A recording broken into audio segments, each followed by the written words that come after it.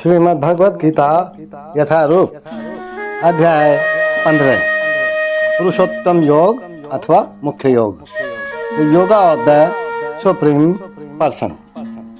श्लोक 13। भगवान अर्जुन को अपनी और दिव्य बातों के बारे में बता रहे हैं। भगवान क्या करते हैं, क्या नहीं करते हैं, भगवान किस प्रकार से हम लोगों को जीवन देते हैं, ये सब इसमें भगवान बता रहे हैं अपने को। बड़े ध्यान से सुनने की चीज है महाराज। श्लोक नंबर 13। गामाविश्य च भूतानि धार्याम्य हमोजसा उष्णामि चौषधि सर्वा सोमो भूत्वा रसात्मक है। एक बार पुनः सुने। गामाविश्य च भूतानि धार्याम्य हमोजसा उष्णामि चौषधि सर्वा सोमो भूत्वा रसात्मक है। भगवान कहते हैं अर्जुन को, मैं प्रत्येक लोक में प्रवेश करता हूँ और मेरी शक्ति से सारे लोग अपनी कक्षा में स्थित रहते हैं। अपन कहते हैं मैं भगवान को क्यों माने, इसलिए माने मैं चंद्रमा बनकर समस्त वनस्पतियों को जीवन रस प्रदान करता हूँ, मैं करता हूँ। देखो, ऐसा ज्ञात है कि सारे लोग केवल भगवान की शक्ति से ही वायु में तैर रहे हैं। भगवान प्रत्येक अणु, प्रत्येक लोक तथा प्रत्येक जीव में प्रवेश करते हैं। इसकी विवेचना ब्रह्म संहिता में की गई है। उसमें कहा गया है, क्या कहा गया है कि परमेश्वर का एक अंश परमात्मा लोकों में, ब्रह्मांड में, जीव में तथा अणु तक में प्रवेश करता है। अतएव उनके प्रवेश करने से प्रत्येक वस्तु हमें ठीक से दिखती है। जब आत्मा होता है तो जीवित मनुष्य पानी में तैर सकता है, ये जानते हैं अपन।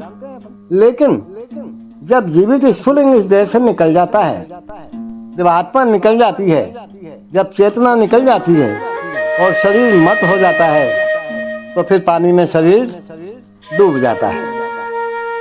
निसंदेह वो बात एक अलग है। अभी आप कहोगे कि सड़ने के बाद शरीर तिनके तथा अन्य वस्तुओं के समान तैरता है, लेकिन अंत तो डूब ही गया ना वो।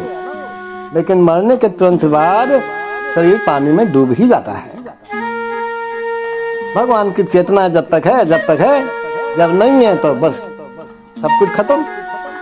इसी प्रकार ये सारे लोग शून्य में तैर रहे हैं और ये सब उनमें भगवान की परम शक्ति के प्रवेश के कारण ही है। भगवान अपनी शक्ति को हटा लें, जितने भी लोग तैर रहे हैं तो गिर जाएंगे। उनकी शक्ति प्रत्येक लोक को उसी तरह थामे रहती है जिस प्रकार धूल को मुट्ठी। देखो, मुट्ठी में जब तक बंद रहते हैं ना, धूल के गिरने का कोई भय नहीं रहता। हम हमारी मुट्ठी में धूल भर लें, मिट्टी भर लें तो गिरेगी नहीं। लेकिन जो ही धूल को वायु में फेंक दिया जाता है तो वह नीचे गिर जाती है। इसी प्रकार ये सारे लोग जो वायु में तैर रहे हैं वास्तव में भगवान के विराट रूप की मुट्ठी में होते हैं, उनकी मुट्ठी में बंधे होते हैं। उनके बल तथा शक्ति से सारी चर तथा अचर वस्तुएं अपने अपने स्थानों पर टिकी हुई हैं। वैदिक मंत्रों में कहा गया है कि भगवान के कारण ही सूर्य चमकता है और सारे लोग लगातार घूमते रहते हैं। यदि ऐसा उनके कारण न होता तो सारे लोग वायु में धूल के समान बिखर कर नष्ट हो जाएं। इसी प्रकार से भगवान के ही कारण चंद्रमा समस्त वनस्पतियों का पोषण करता है। चंद्रमा के प्रभाव से सब्जियों में स्वाद बनता है। चंद्रमा के प्रकाश के बिना सब्जियां न तो बढ़ सकती हैं और न ही स्वादिष्ट हो सकती हैं। केवल सब्जियां ही नहीं, सभी वनस्पतियों की बात है महाराज। वास्तव में मानव समाज ही भगवान की कृपा से काम करता है, सुख से रहता है और भोजन का आनंद लेता है। अन्यथा मनुष्य जीवित ही नहीं रहता। भगवान की कृपा हमारे ऊपर यदि न होती, भगवान हमको नहीं साथ रखते, भगवान हमारी सहायता नहीं करते होते, भगवान हमको अपने विराट रूप में नहीं रखते तो कुछ भी नहीं कर पाते हम। रसात्मक शब्द अत्यंत महत्वपूर्ण है। प्रत्येक वस्तु चंद्रमा के प्रभाव से ही परमेश्वर के द्वारा स्वादिष्ट बनती है। The Lord says, I enter into each planet and by my energy they stay in orbit. I become the moon and thereby supply the juice of life to all vegetables. See, it is understood that all the planets are floating in the air only by the energy of the Lord.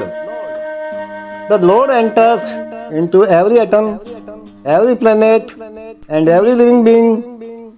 That is already discussed in the Brahma Samhita.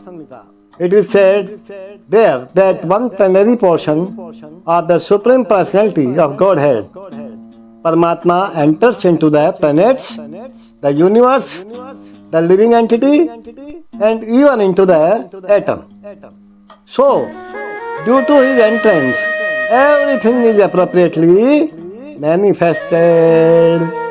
Hare Krishna.